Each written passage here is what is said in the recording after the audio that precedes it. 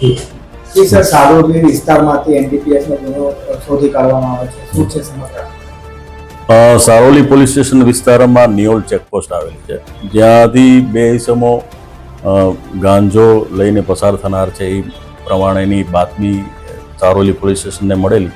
તે સંદર્ભે ત્યાં નાકાબંધી ચાલુ હતી. દરમિયાન જે શકમંદ વર્ણનવાળા ઇસમો આવતા એ લોકોને ચેક કરતા એમની પાસેથી પંચો રૂબરૂ લગભગ 2 કિલો અને 600 ગ્રામ ઉપરાંતનો હાઇબ્રિડ ગાંજો મળી આવેલ છે, જેની જે માર્કેટ પ્રાઇસ છે એ અંદાજે 78 લાખ ઉપરાંતની થાય છે.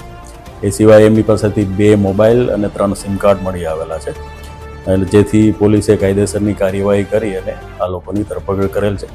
જેઓની જે આ ઈસમો છે એનું નામ છે મયુદ્દીન અને જે બીજો છે એ આબિદ. બંને ભાવનગર જિલ્લાના પાલીતાણાના રહેવાસી છે. અને આ જે મયુદ્દીન છે એ પોતે એક સાદિક સિલેક્શન કરીને કપડાની દુકાન ધરાવે છે પાલીતાણામાં, અને જે આબિદ છે એને એક બેટરીની દુકાન છે. એટલે હાલ પોલીસ મુદ્દામાલ કબજે કરી અને રિમાન્ડ લેવાની પ્રોસેસ હાથ ધરેલ છે. સર, આ ક્યાંથી લાવતા હતા અને ક્યાં વેચવા જતા હતા? એ આ જે મુદ્દામાલ છે એ બોમ્બેથી લાવ્યા હોય એવી હાલ અમને હકીકત જણાવેલ છે, અને એમને અહીંયા જ સુરતમાં જ એક ઈસમ છે વસીમ કરીને, એને એ લોકો ડિલિવરી આપવાના હતા એવું હાલ પ્રાથમિક તપાસમાં જણાવેલ છે.